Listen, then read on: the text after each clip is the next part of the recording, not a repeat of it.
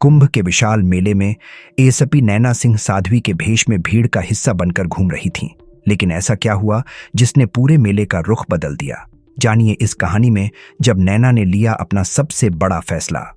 सुबह की सूरज की किरणें क्षितिज पर फैल रही थीं, अपने सुनहरे प्रकाश से प्रयागराज के कुंभ मेले के विशाल मैदानों को नहला रही थीं। लाखों श्रद्धालु नदी किनारों पर उमड़े हुए थे। उनकी प्रार्थनाएं पवित्र मंत्रों के साथ मिलकर हवा में गूंज रही थीं।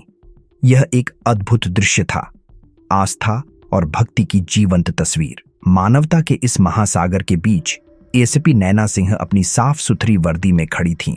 उनकी आंखें भीड़ में किसी भी गड़बड़ी की तलाश कर रही थीं। नैना हमेशा से कुंभ मेले की पवित्रता पर विश्वास रखती थीं। एक छोटे से गांव में पली बढ़ी नैना हर 12 साल में अपने परिवार के साथ इस भव्य आयोजन में आई थीं। शांत रस्में, तीर्थयात्रियों की भक्ति और लाखों लोगों की सामूहिक ऊर्जा ने उनके दिल पर गहरी छाप छोड़ी थी। लेकिन अब एक अधिकारी के रूप में जो इस विशाल आयोजन में कानून और व्यवस्था बनाए रखने की जिम्मेदारी निभा रही थीं, उनका नजरिया बदल गया था।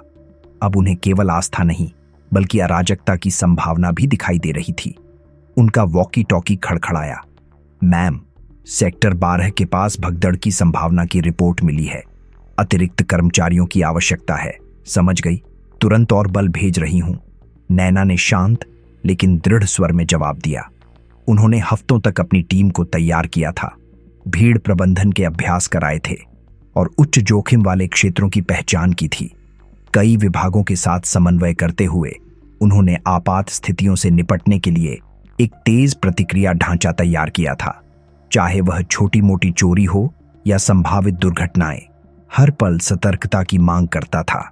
जैसे ही वह अपनी टीम के साथ समन्वय कर रही थीं, एक मुख्य घाट के पास एक हलचल ने उनका ध्यान खींचा। तीर्थयात्री एक अस्थायी मंच की ओर भाग रहे थे, जहां भगवा वस्त्र धारण किए हुए एक साधु खड़े थे। उनके हाथ नाटकीय ढंग से ऊपर उठे हुए थे। उनके स्वर लाउडस्पीकर पर गूंज रहे थे, जिसमें अधिकार और दृढ़ विश्वास झलक रहा था। एक बड़ा संकट आने वाला है, उन्होंने घोषणा की। केवल वही लोग बचेंगे जो दिव्य शरण में जाएंगे। भीड़ की प्रतिक्रिया तत्काल थी। भय और जिज्ञासा जंगल की आग की तरह फैल गई और अधिक लोग मंच की ओर खींचने लगे। नैना की अनुभवी प्रवृत्ति ने उन्हें सचेत कर दिया। साधु की नाटकीयता में कुछ गड़बड़ लगा, लेकिन वह जानती थीं कि बिना सोचे समझे कोई कदम उठाना गलत होगा। धार्मिक भावनाएं बेहद नाजुक होती हैं और जरा सा भी अनादर स्थिति को बढ़ा सकता है। उन्होंने अपने डिप्टी इंस्पेक्टर शर्मा को इशारा किया और उनके साथ मंच की ओर बढ़ीं। भीड़ के किनारे खड़े होकर उन्होंने साधु का अवलोकन किया। उनका नाम स्वामी आदित्यनंद था, जो मेले के दौरान अचानक प्रसिद्ध हो गए थे। अपनी उन भविष्यवाणियों के लिए जाने जाते थे जो अक्सर सच हो जाती थीं। वह भक्तों के बीच एक सनसनी बन गए थे। उनके अनुयायी उनकी दिव्य शक्तियों के बारे में फुसफुसाते हुए कहते थे कि वह भविष्य को देख सकते हैं। लेकिन नैना को शक था, कोई व्यक्ति बार बार इतनी सटीक भविष्यवाणी कैसे कर सकता है? क्या यह महज संयोग था, दिव्य हस्तक्षेप, या फिर कुछ और गहरी चालबाजी? उनके विचारों में बाधा तब पड़ी जब साधु की आवाज एक बार फिर गूंजी। कल सूर्योदय के समय नदी क्रोधित होगी और जो तैयार नहीं होंगे वे इसके परिणाम भुगतेंगे। भीड़ में फुसफुसाहटें फैल गईं, डर और श्रद्धा का मिश्रण। नैना ने अपनी मुट्ठियां भींच लीं।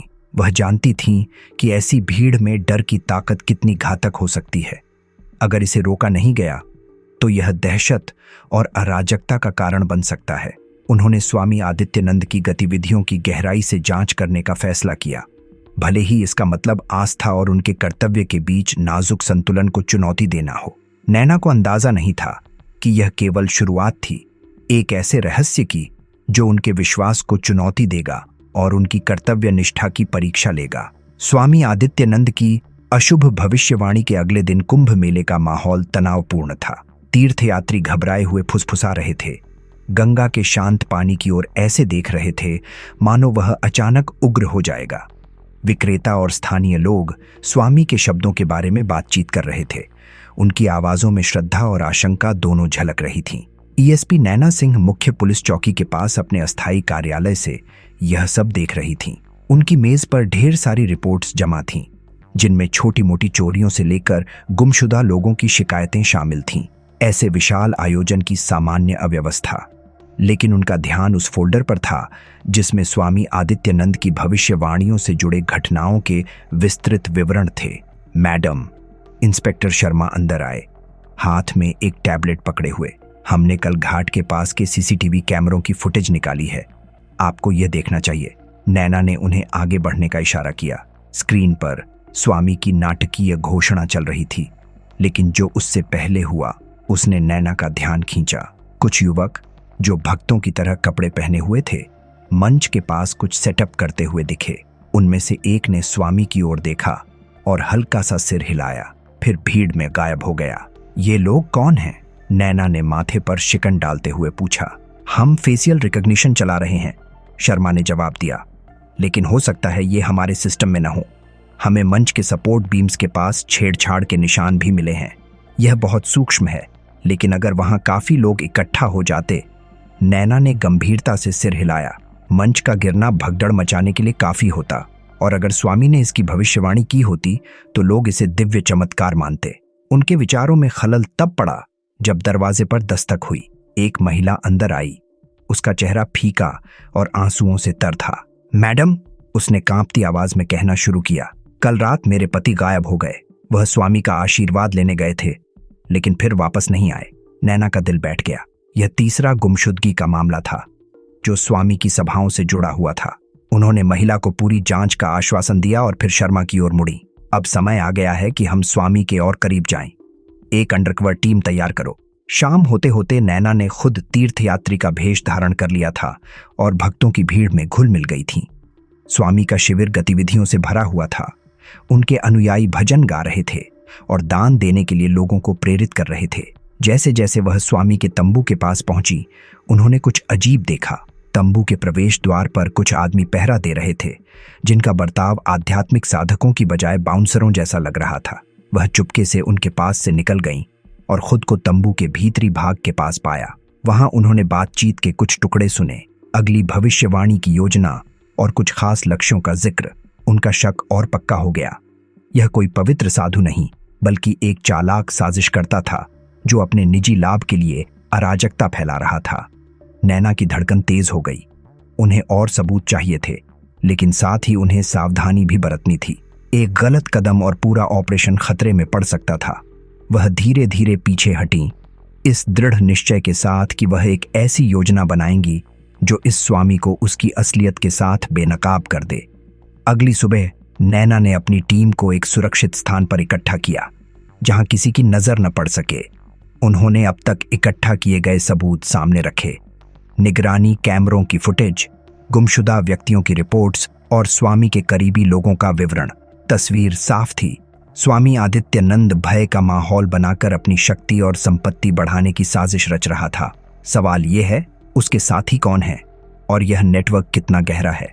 इंस्पेक्टर शर्मा ने अपनी बात जोड़ी। हमने फुटेज में दिखने वाले 2 व्यक्तियों की पहचान कर ली है। दोनों के खिलाफ धोखाधड़ी और जबरन वसूली के मामले दर्ज हैं। यह संभव है कि वे किसी बड़े गिरोह का हिस्सा हों। नैना ने सिर हिलाया। हमें इस पूरे नेटवर्क को टुकड़ों में तोड़ना होगा। उनके हर कदम पर नजर रखो और उनके संचार को रोकने की कोशिश करो। अगले कुछ दिनों तक टीम ने दिन रात मेहनत की। अंडरकवर अधिकारियों ने स्वामी की सभाओं में घुसपैठ की, खुद को श्रद्धालुओं की तरह प्रस्तुत करते हुए। उन्होंने बातचीत रिकॉर्ड की, नाम इकट्ठा किए और संबंधों का नक्शा तैयार किया। उनके द्वारा खींचे गए हर धागे ने स्वामी की सावधानी पूर्वक बनाई गई छवि को और उजागर किया। एक शाम एक अंडरकवर अधिकारी ने एक बड़ी खबर दी। मैडम, मैंने उन्हें आज रात आने वाले एक सामान के बारे में बात करते सुना। उन्होंने अगले करतब के औजार का जिक्र किया। औजार? नैना की आंखें सिकुड़ गईं। इसका मतलब कुछ भी हो सकता है, तोड़फोड़ के उपकरण से लेकर प्रचार सामग्री तक। हमें इसे रोकना होगा। उस रात टीम ने स्वामी के शिविर के पास एक वैन को रोका। वैन के अंदर नकली पवित्र अवशेष, विस्फोटक उपकरण और योजनाबद्ध आपदाओं के दस्तावेज मिले। यह वही सबूत था जिसकी उन्हें जरूरत थी। वह केवल घटनाओं की भविष्यवाणी नहीं कर रहा, नैना ने गंभीर स्वर में कहा, वह उन्हें खुद पैदा कर रहा है। इन सबूतों के साथ नैना ने स्वामी आदित्यनंद को उसकी अगली सार्वजनिक सभा के दौरान बेनकाब करने की योजना बनानी शुरू की। लेकिन उन्हें पता था कि दांव बहुत ऊंचे हैं। अगर कुछ भी गलत हुआ तो अराजकता विनाशकारी हो सकती थी। स्वामी आदित्यनंद ने अपनी अगली बड़ी सभा की घोषणा की, यह कहते हुए कि वह एक अभूतपूर्व चमत्कार दिखाएगा जो उसकी दिव्य शक्तियों का प्रमाण होगा। इस घोषणा ने भारी भीड़ को आकर्षित किया जो इस चमत्कार को देखने के लिए उत्सुक थी। नैना ने इसे सच्चाई उजागर करने के सही अवसर के रूप में देखा।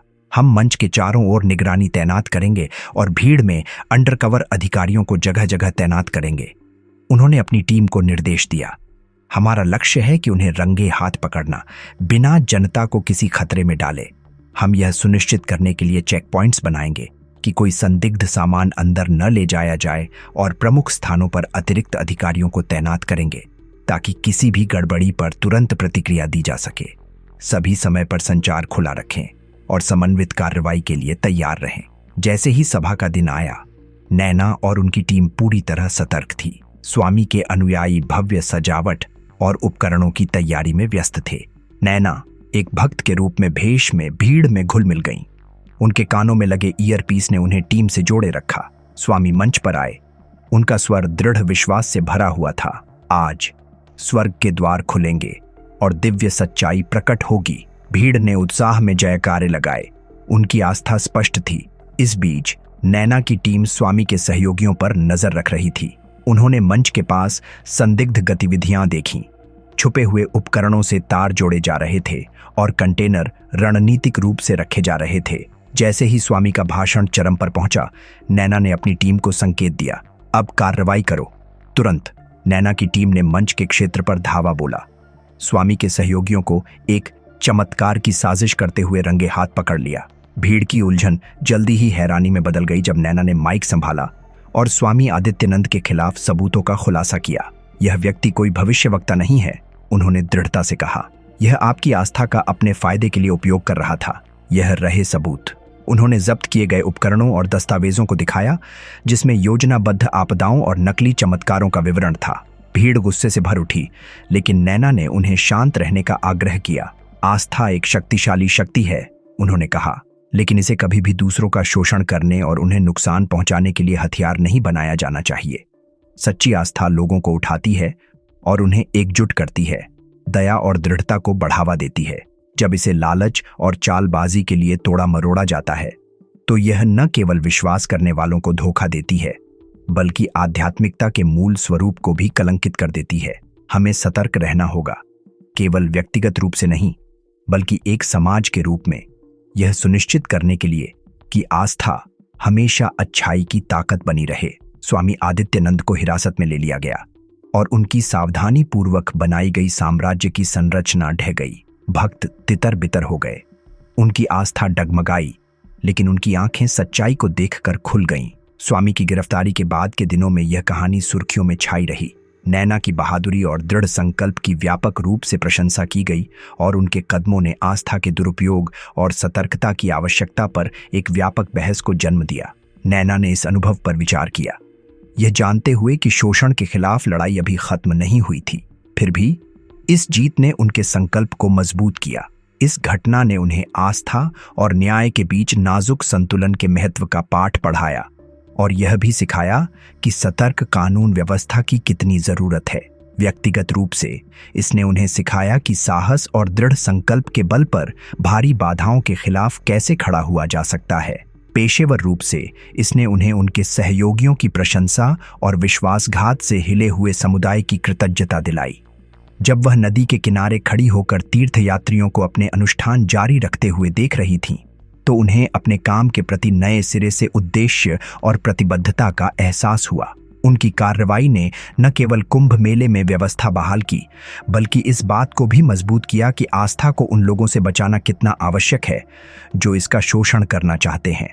जब वह नदी के किनारे खड़ी थीं, तीर्थयात्रियों को अपने कर्मकांड करते हुए देख रही थीं, तो उन्होंने अपने भीतर एक नई ताकत और जिम्मेदारी का अनुभव किया।